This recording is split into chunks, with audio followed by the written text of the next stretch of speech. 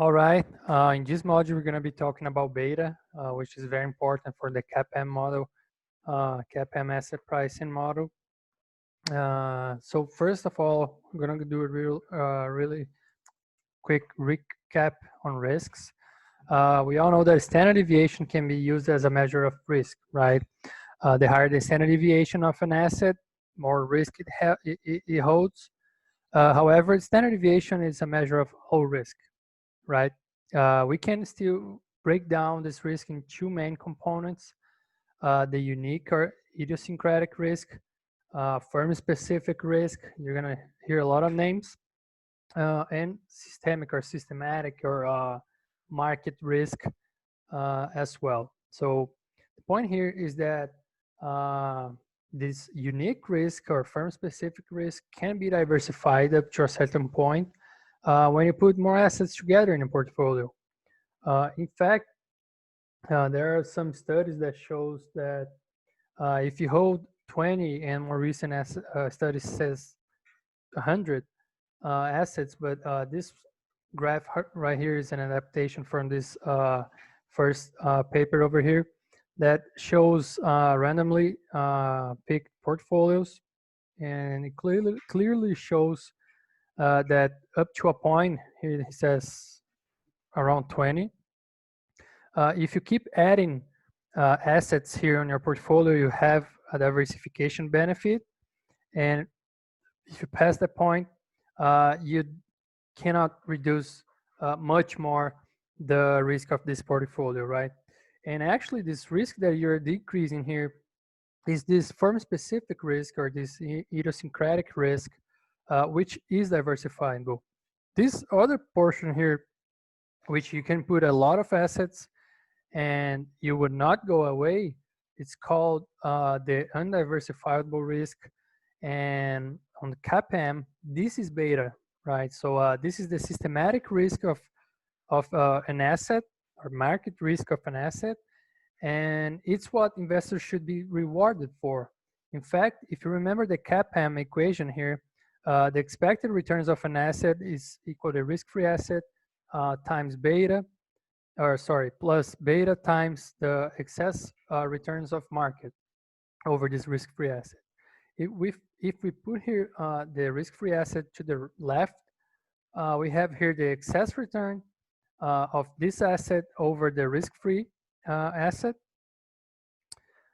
equals the beta times the excess return of the market over this risk-free asset. So basically beta here, it's adjusting the asset systematic risk. So it's the excess return of the market over this this risk-free asset, adjusted by the asset systematic or market risk, right? And this would determine how much return this asset should yield, right? So beta in CAPM is the risk component of assets, very important. All the risk is it's included in this beta, or the systematic risk, sorry, right? And this is what matters in determining how much returns a stock should have, or an asset should have. And the more the risk or the greater the beta, higher should be the returns required for that investment, let's say. So it's also used for corporate finance to determine the hurdle rate in projects.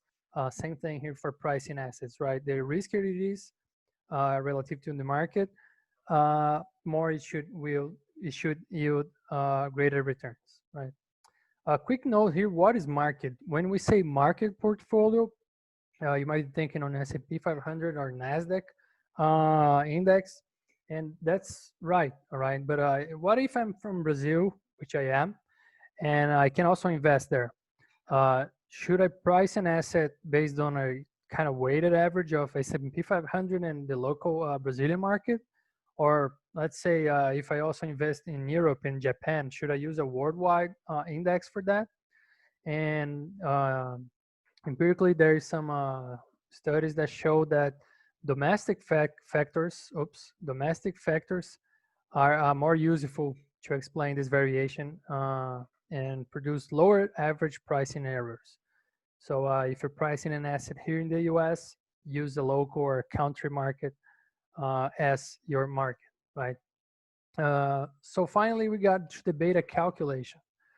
Beta calculation, we can use this covariance of the market and the specific asset over the variance of the market, but we can kind of simplify this equation, and you're probably going to be using this one a lot, which is the correlation between this asset that you're pricing and the market portfolio, or S&P 500, for instance, times the standard deviation of this specific asset divided by the standard deviation of this portfolio, this market portfolio, right? So let's go over an example in Excel that shows how to calculate it, and then in other video we're going to show how to interpret that.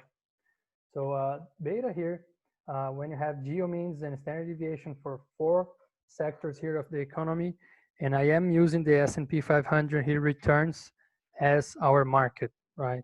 So beta here is equal to the correlation coefficient, for instance, of insurance with the market times the standard deviation of this asset divided by the standard deviation of the market.